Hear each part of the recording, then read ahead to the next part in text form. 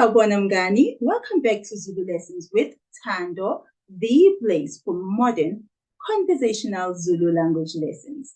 Mngani, today I am going to translate this song that you saw in the title, Basuka by Ayanda Ntanzi. And then we'll go through the grammar in the song. When I was working on the grammar, it ended up being about 13 pages. So I'm going to try and shorten it and see if that works. But anyway, my aim here is not to preach to you. Yes, I love the song very, very much. However, the reason I'm sharing it with you is because I find that music helps me to learn languages easier. The more you sing the lyrics of a song, the more the words flow easily off your tongue. So that will then lead to you speaking certain sentences that are similar to those in the song more naturally and acquire more vocabulary as well.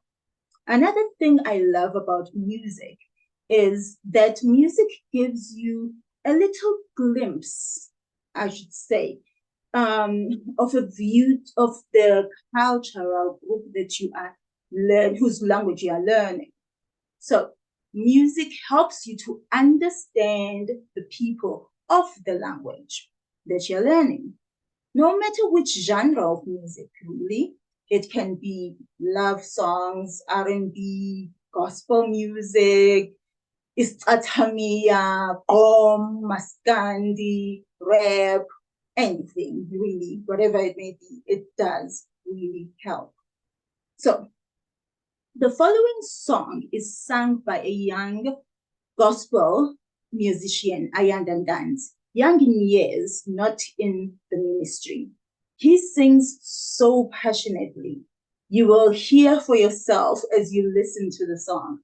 I've posted the link to the song in the comments and in the description box. There are 2 videos on YouTube. There's a much longer one that has really 3 songs altogether. And then there is another one, shorter, which is Basuka by. So it starts with 1 song, quite short, really not long. And then Basuka by, and then another really short one as well. So I've taken all of them really and just translated all of them. And then we'll now go through some of it. The main song is about Pentecost, the time Jesus leaves the disciples and returns to heaven. The story is on Acts 2 in the Bible. You can also read that story in isiZulu on any of the Bible apps online. The book of Acts in the Bible is Izenzo. Izenzo. NgesiZulu. So Acts chapter 2 is where you'll get the story. So here's the song in isiZulu, the lyrics as they are, and then I will also then give you the translation of it into English.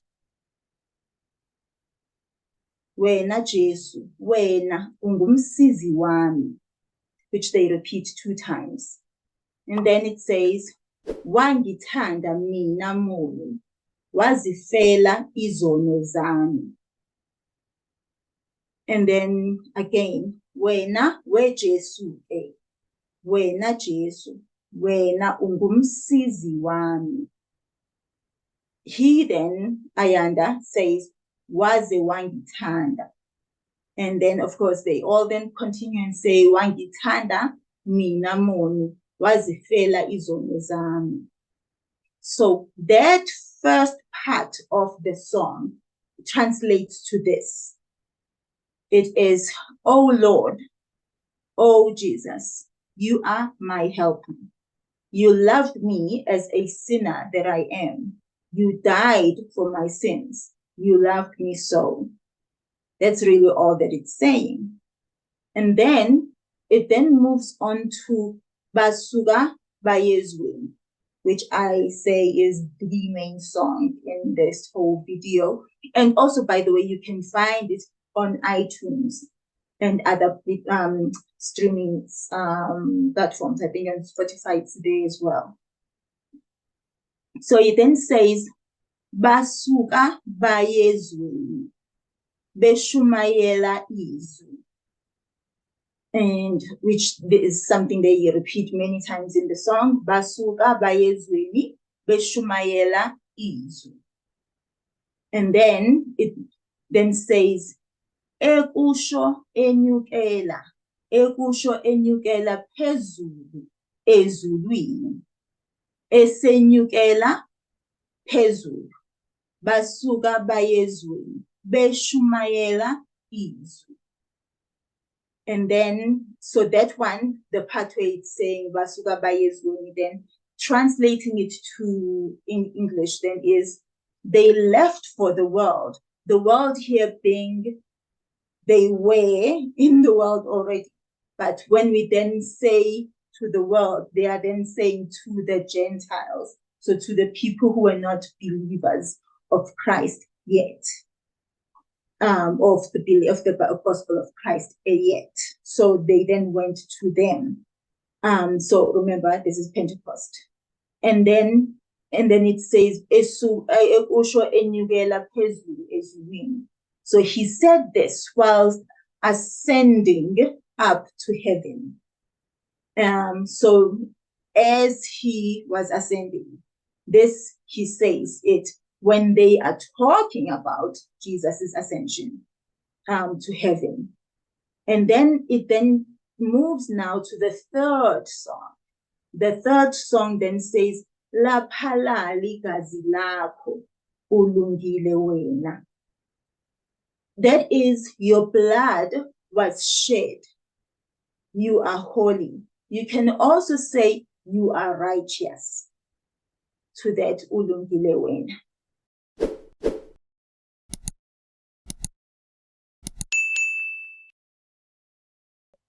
Now let's look at the grammar in more detail. We'll start with the first line of the main song that we are talking about, which is Basuka bayezweni. The first part of it, that first word that you see, Basuka, we see there that we've got the concord or pronoun ba, which is they in English. And then the verb suka. The verb suka is to leave, to go off, to go away. So for example, say if you're leaving, as in moving from one place to another, you can say suka. And also if you are telling about people moving, not necessarily moving away, but also just they left here and went over there. Maybe they left here at 3 p.m. and went to town. So then you would use the verb suka in a place like that. So they left is what this basuka is saying. Let's make a couple of examples with the verb suka.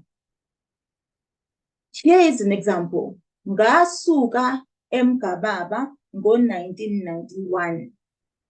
Ngasuka emgababa ngo-1991. Which in spoken language you will hear like this. Ngasuka emgababa ngo-1991.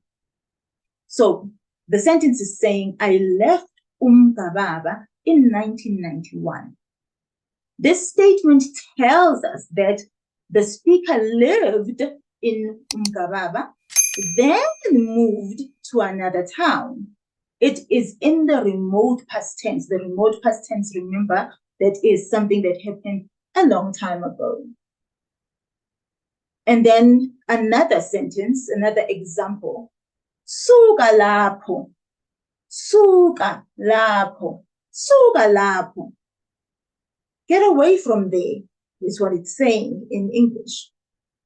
This statement is a command, an instruction, as you see that the verb is used without a pronoun or a subject concord. no conjugation of the verb. The verb is used in its root form, suka. That is the simplest use of a verb in isiZulu, which is the same as in English, where if I said to you, leave, you would totally get that I am giving you a command to leave wherever you are. So, suka, leave, get away from there, suka lapho. It is possible to mix up the verb suka with the verb phuma. I often hear it on TV. Phuma, the verb, is to go out, to exit, to come out. This verb is mostly used to say to exit a place. So, for example, you'll see it on the door where it says exit. You'll then see the word phuma. Let's look at a few examples of the verb phuma so that you can see how they can be confused or, like mixed up. And then also, so you can see how you can also interchange them. So let's start with this example. Tshela lezo zingane ziphume endlini. Tshela lezo zingane ziphume endlini. Tshela lezo zingane ziphume endlini. Tell those children to get out of the house. Phumani, umlilo. Phumani, umlilo. That's get out. Fire. So get out, there's a fire. Another one, uphumaphi. Where are you coming from? This can be used to ask, maybe say you are coming from town right now, and I'm asking, where are you coming from? Uphumaphi. And then, uphuma nini emsebenzini. Uphuma nini emsebenzini, which in spoken language you'll hear as uphuma nini emsebenzini. So that last I of nini, of the question word when, you don't hear. So this one is saying, when do you get off work? Or when do you come out of work? You want to say it that way. We could also ask that very same question and ask it this way. Uphuma ngasikhathi sini emsebenzini. So what time do you get off work? Uphuma ngasikhathi sini emsebenzini. You do need to be careful though of using the verb phuma in place of suka. For example, ngiphuma emgababa. I come from umgababa. It may not be the best use of the verb, but to tell someone that this is where you used to live a long time ago. If you just use it just simply like that, ngiphuma emgababa, because it could easily be saying you're coming from umgababa right now.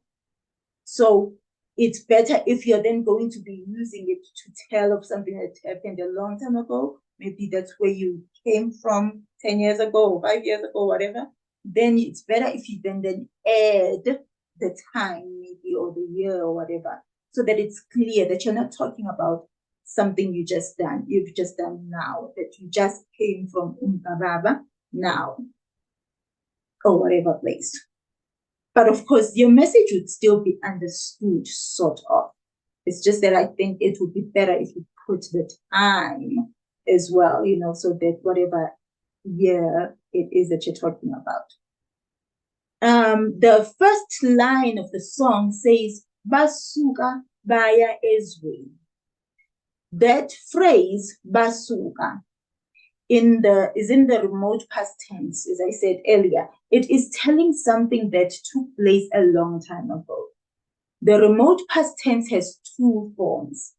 So in English, you don't hear it as clearly as you do in isiZulu.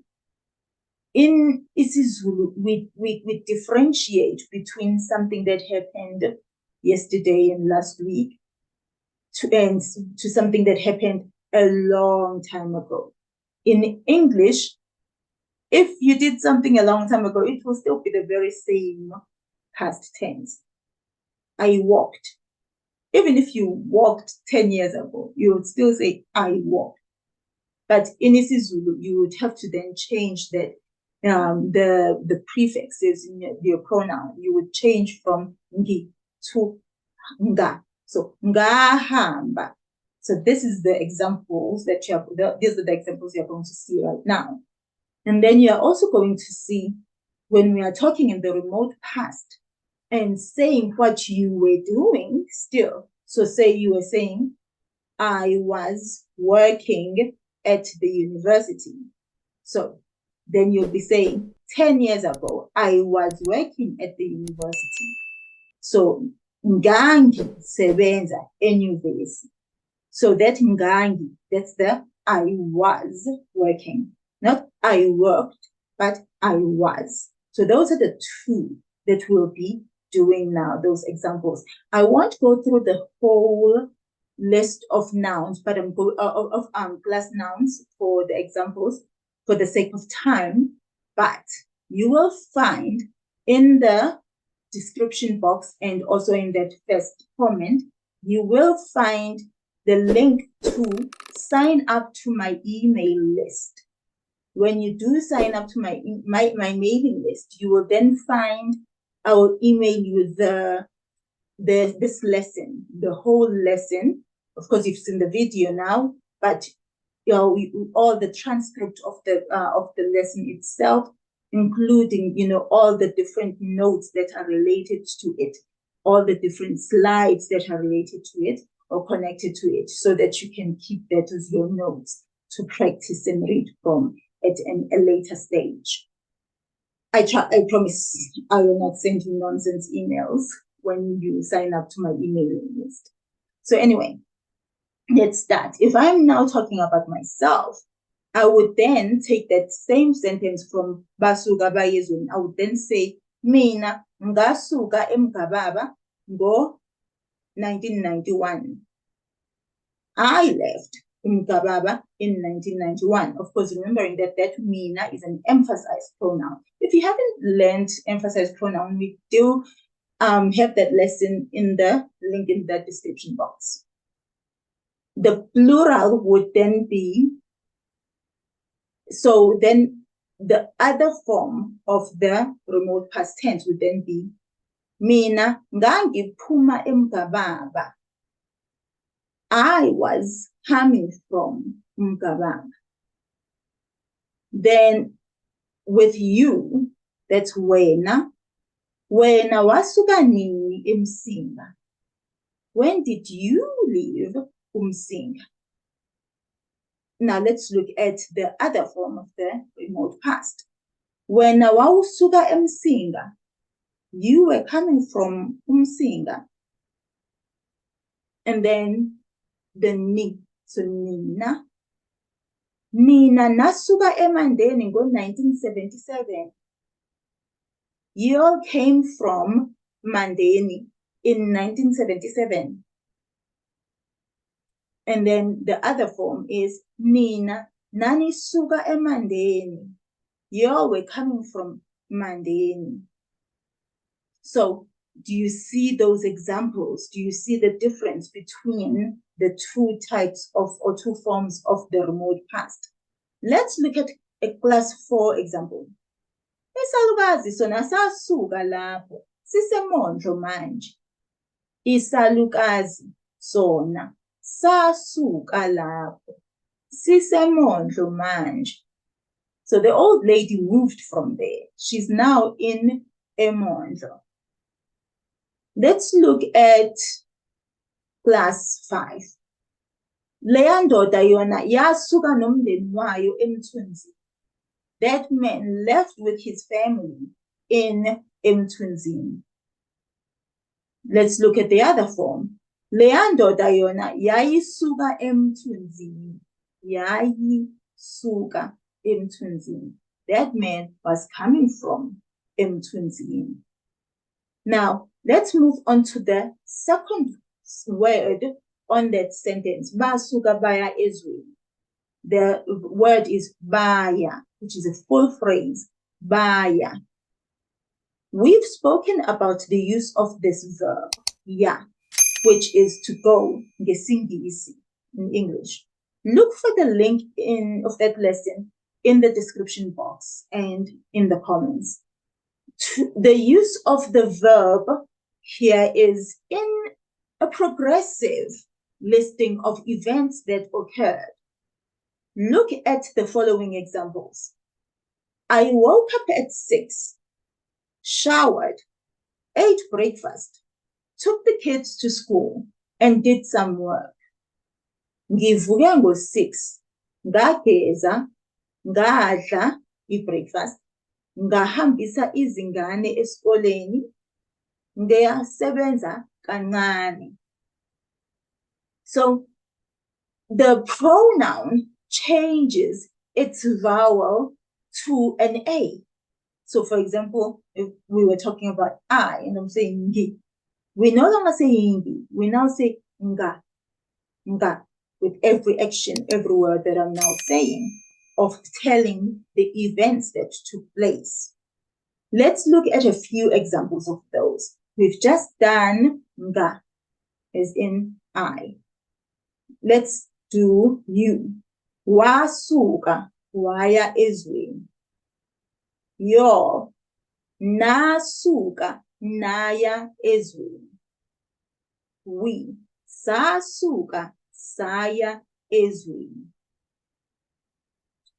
Let's have a look at class 2, the singular and plural, and class 6 and class 8.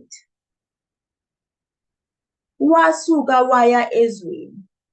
So here we're talking about a class 2 noun, for example, umkhumbi, a ship. Wasuka waya ezweni.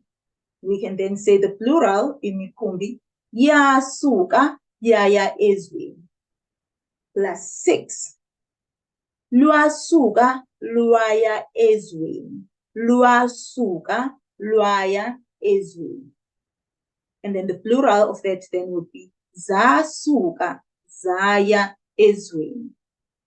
Class 8. Wasuka waya ezweni.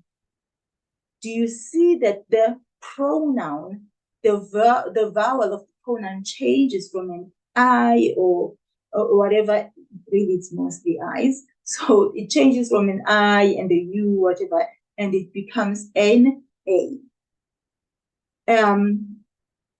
When you are using this form of the past tense. And then now the last word or phrase of this line, Basuka bayezweni. The last phrase, ezweni. This is a locative. It is a noun that has been changed to a place or a location. The noun is izwe, the world, the country. And in this case, talking about a Christian song, then it is the world. To change it from the world to in the world or to the world, we change the first vowel of the noun to the letter E. So that's now E. Then we remove the last vowel and replace it as follows. They have different endings. So pay attention on how your word or noun ends so that you know how to change it. So if the noun is ending with the letter E, as we have here, izwe, then you will then change the ending to an E-N-I, eni. Now take note, I am not saying just add an N-I at the end. I'm saying instead change it. So remove the E and replace it with E-N-I. The reason I am emphasizing this is so that when the last vowel changes to something completely different that does not have the similar vowel, you don't want to then make a mistake and not know what to do or be confused. Rather, keep in mind that you must always just remove that last vowel. So, eni is what we change it to.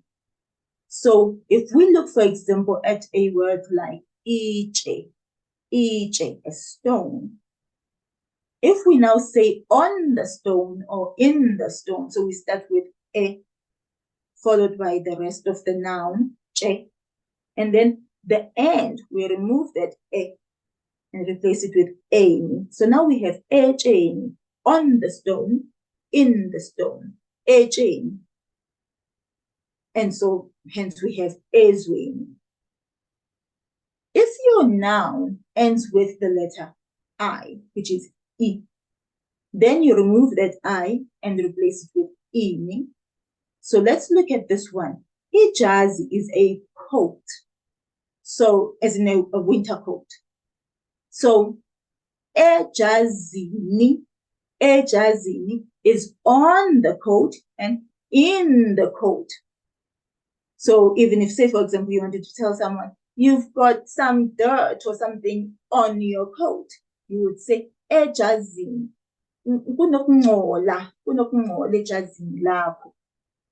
Now, for a word that ends with the letter O, we remove that O altogether and we replace it with weni, W-E-N-I. Let's look at the word isonto. I'm thinking this one because this being a Christian song, so let's use the word isonto because I think it would be something that you can then recognize and it's used a lot.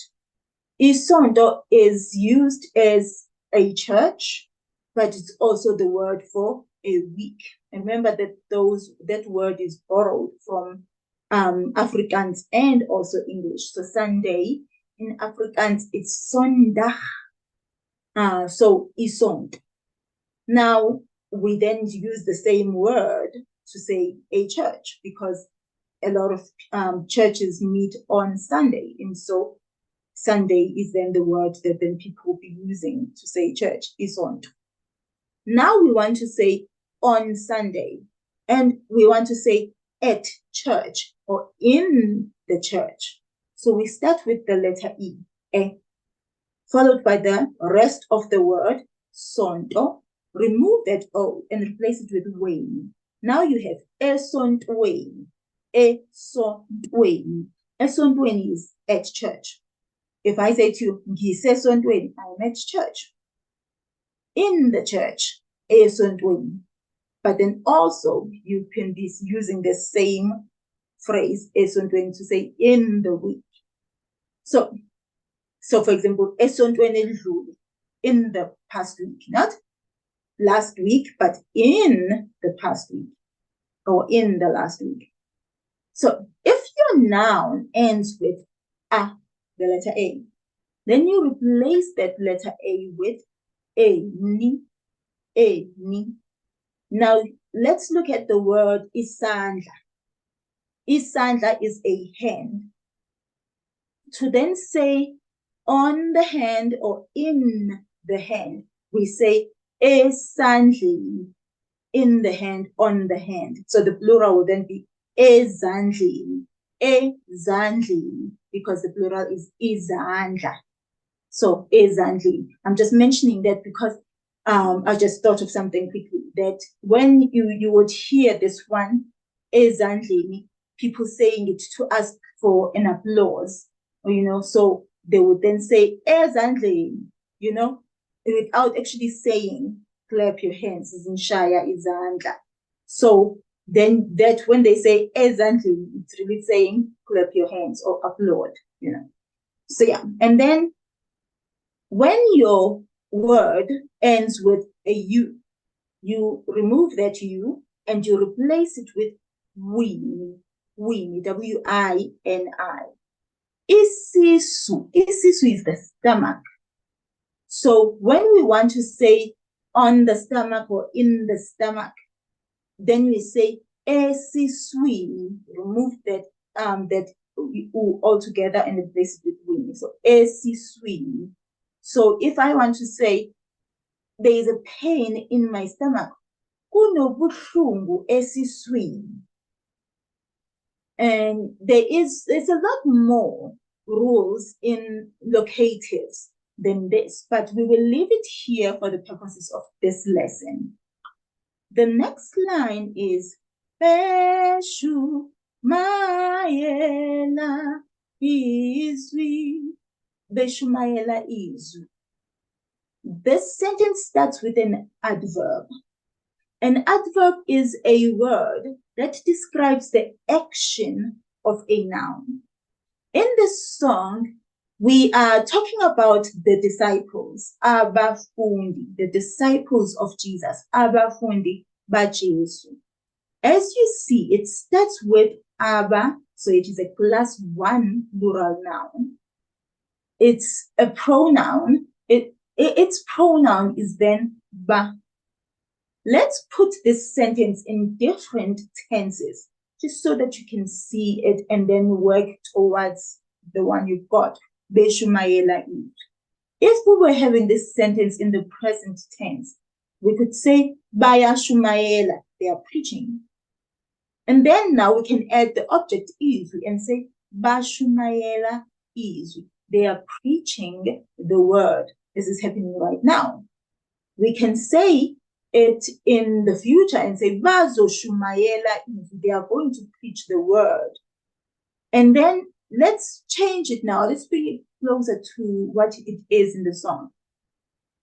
In the remote past tense, we then have bashumayela izwi, they preached the gospel. So a long time ago, they preached the word.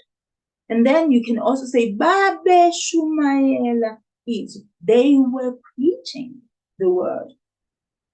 And then let's look at it now as an action that is being described, right? So beshumayela izwi, that is as they were preaching the gospel, as they preached the gospel. So it's not something that is happening now. It has already taken place. So it is describing an action that they have already done. If they were doing it now, we would be saying bashumayela izwi. So if you think about this, if I ask you this question, what are the disciples doing? Benzani abafundi. This question is asking you, what are they doing now? So then we will be saying bashumayela izwi, they are preaching the word. Note that this is what they are doing now, right? Bashumayela izwi. Then if I ask you this, what were the disciples doing? You hear that were, so something that they did already in the past. Bebenzani abafundi, bebenzani. What were they doing? Then your response would then be, they were preaching the word. So, bebeshumayela izwi. This is telling us what they were doing.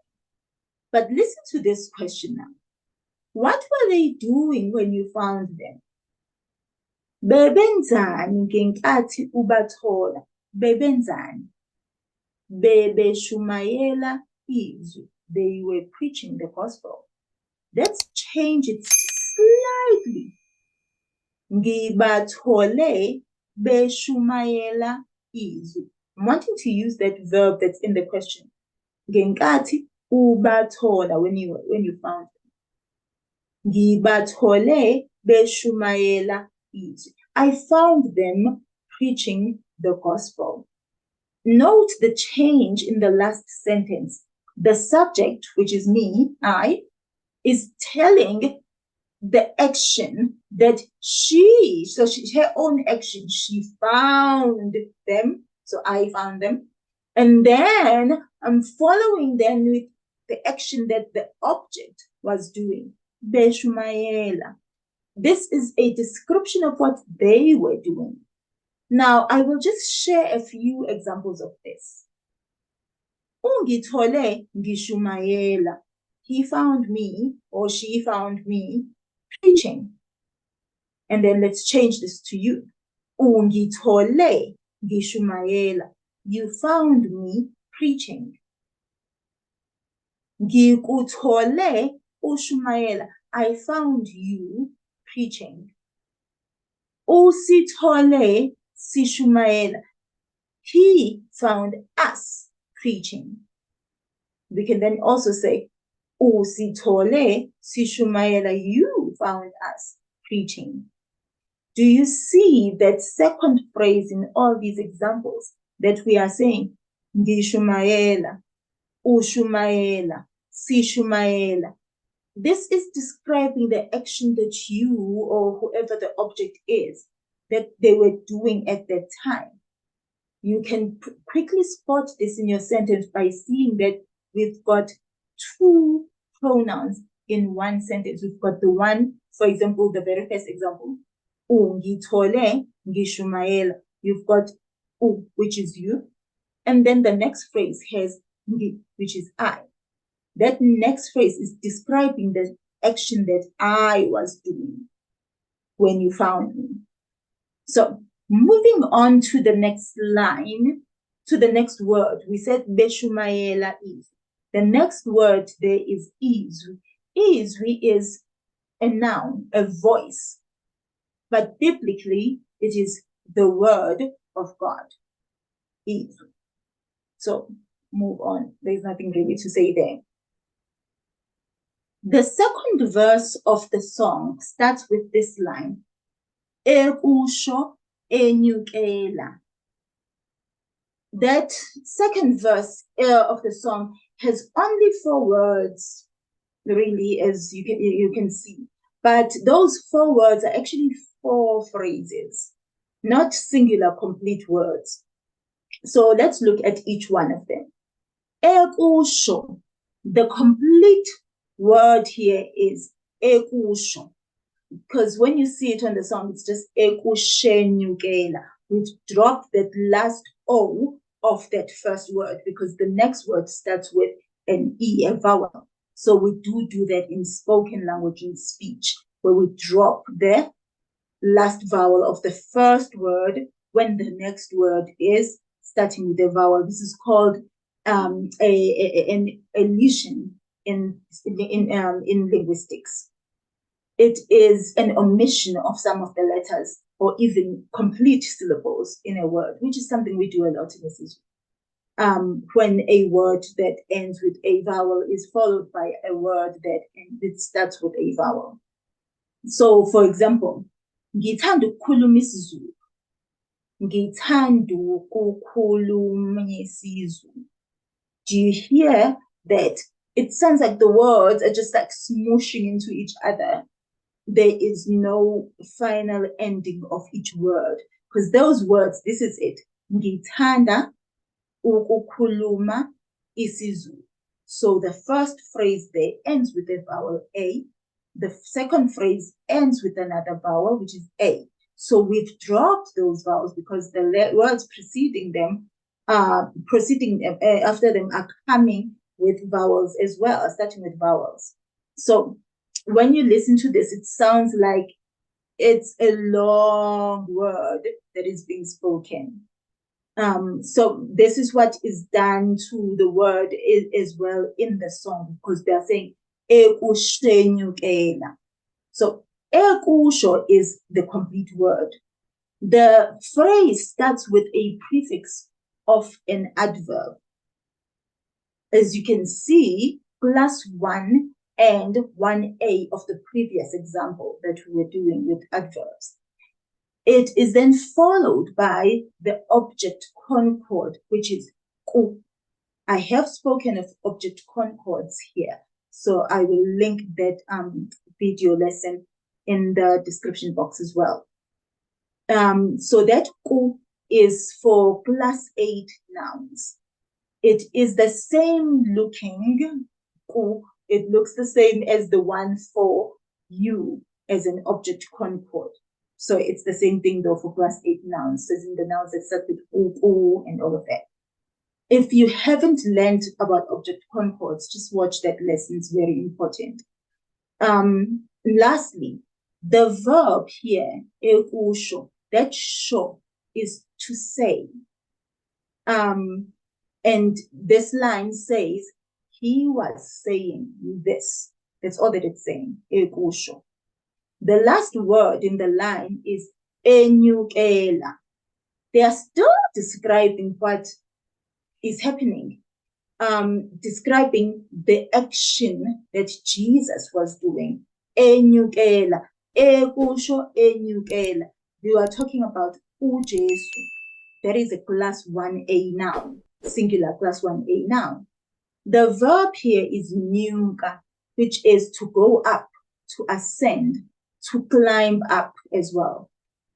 And then it has an extension now, which is ELA.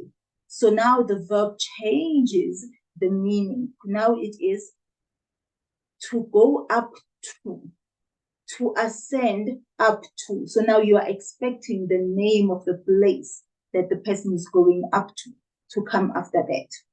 So meaning you cannot say this on its own and leave it there. You've got to then complete it. We have to hear where he is ascending up to. So then the very next line then says, Phezulu ezulwini.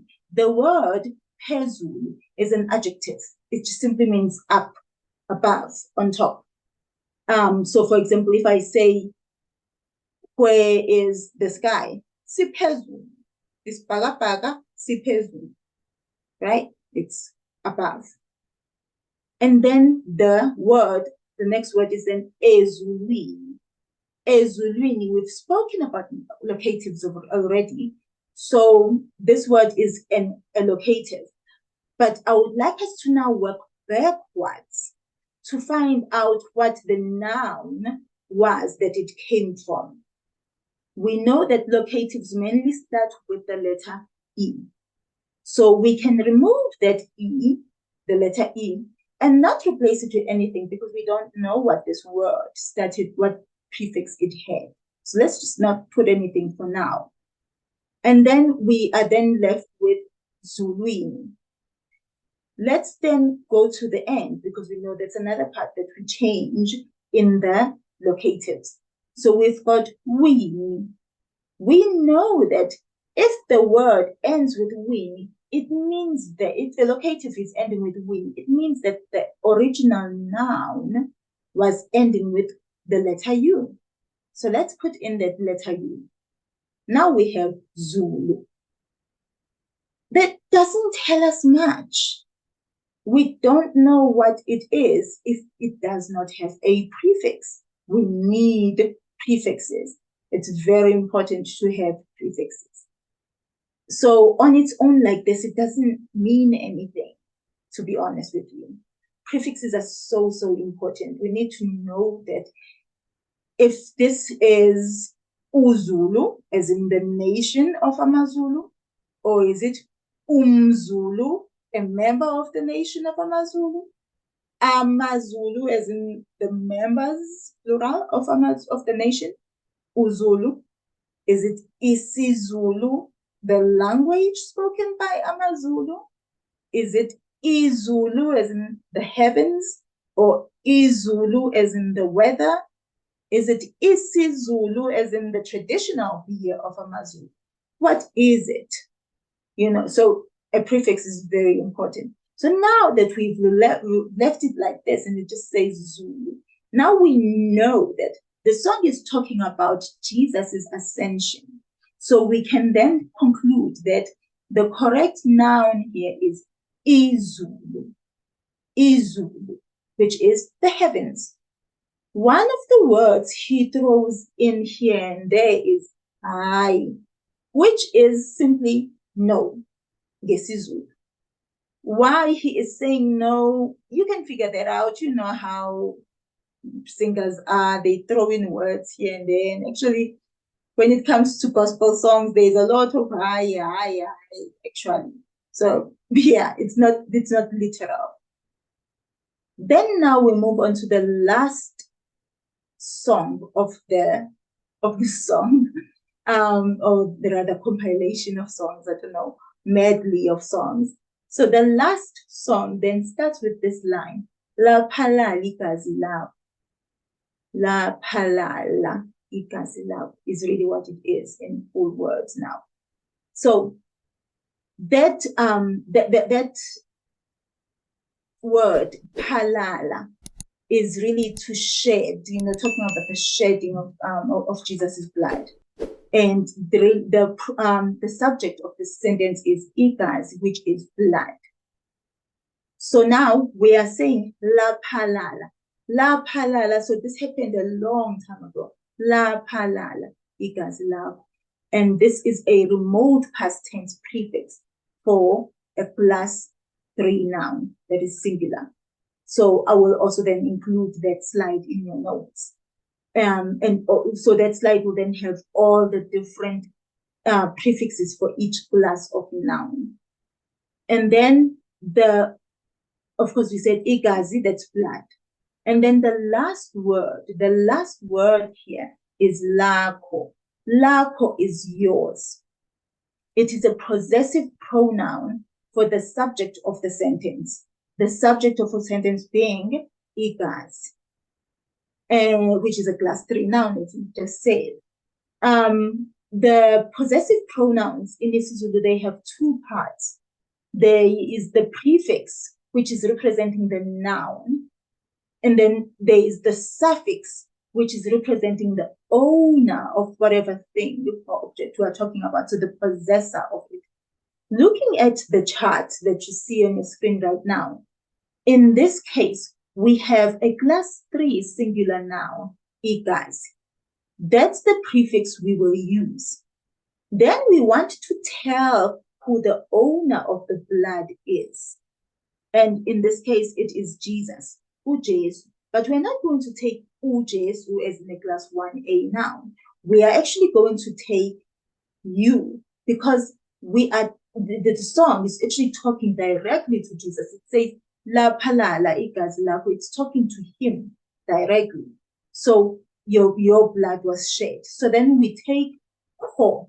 Ko is the suffix, which is representing your. So your anything, but as long as it's the singular you that we are talking about, not plural. So that ko. If you look at this chart, and I'm hoping I did say you will get this chart, this slide, when you sign up to my mailing list, where you will then get the email that will have this lesson. As you see, if we then work with the same noun, but change the owner, see that the prefix doesn't actually change, and the other way around as well. So look at this. If I am saying igazi, right? Blood. And I'm saying my blood, it will be igazi lami. You see, it's starting with la, the possessive pronoun. If I'm saying your blood, igazi lakho. Our blood, igazi lethu. That one, we have the blending of the la and itu. So that's why it is lethu. And then now if we are saying his blood or her blood, igazi lakhe. Do you see that we keep having this la, la, la, la, la? It doesn't change as long as the noun is the same.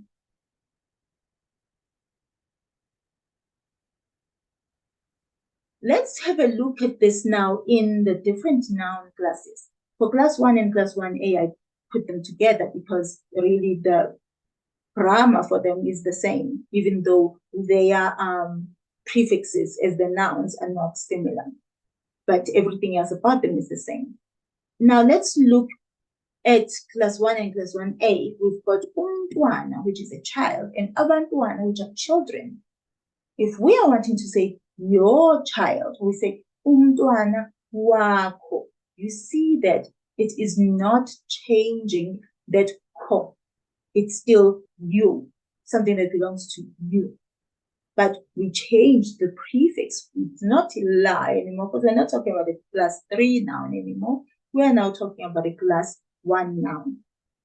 Let's have a look at class 2. Let's look at the plural.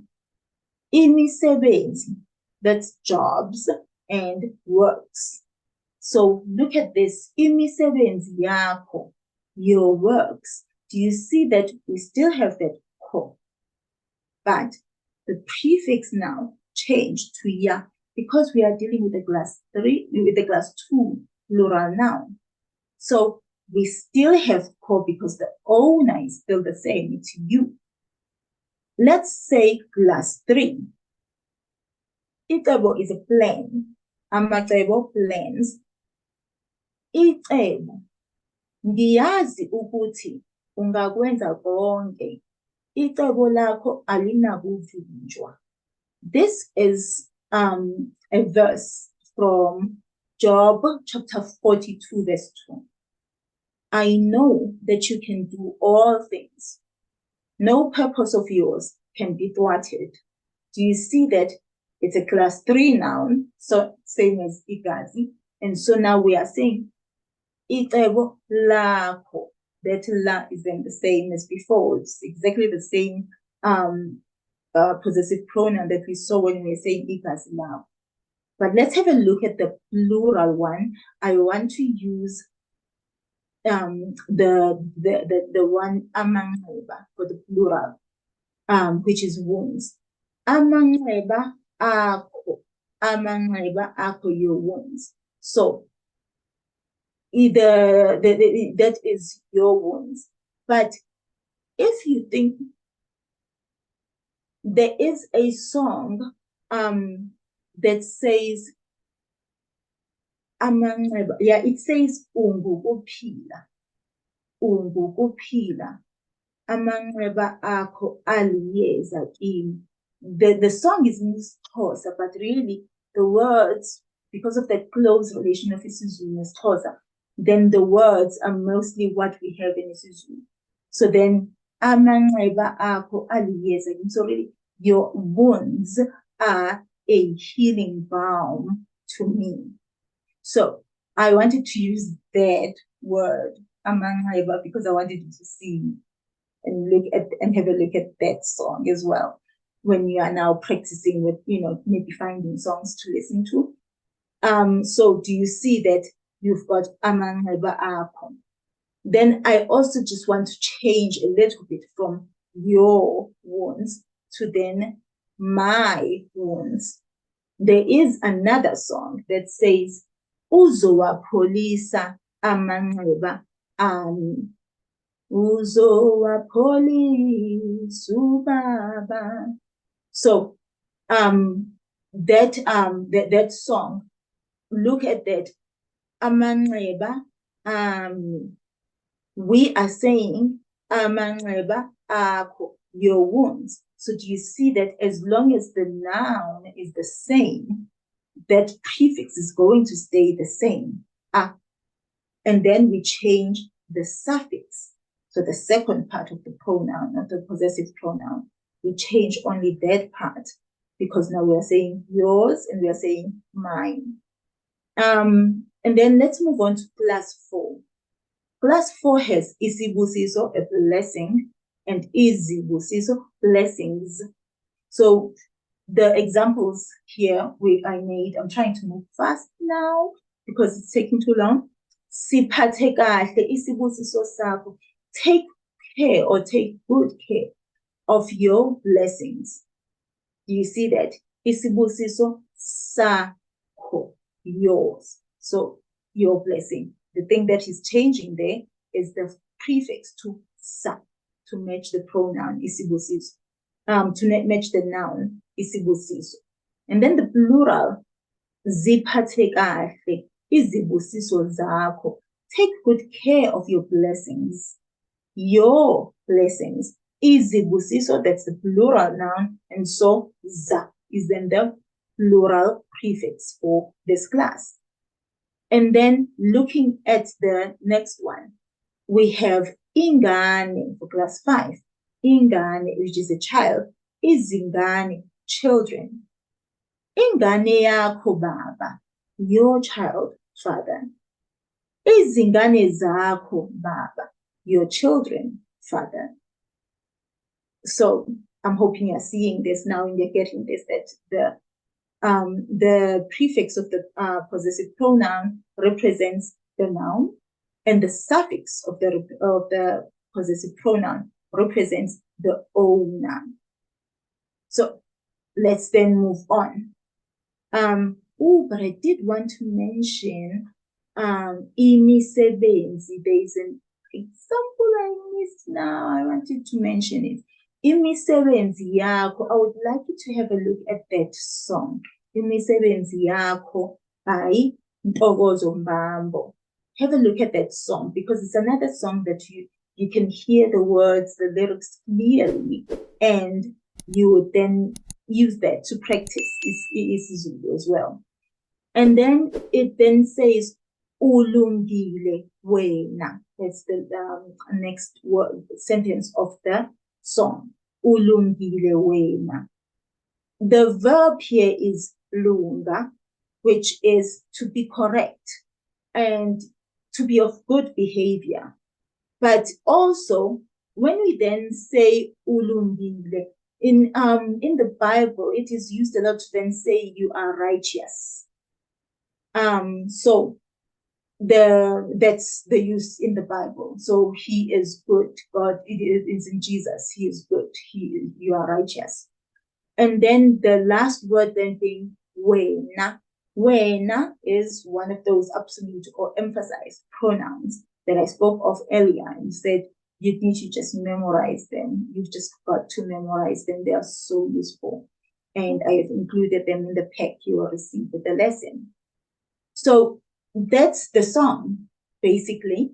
The 7 minutes one, or you can use the 4-minute one. Recording, it's fine.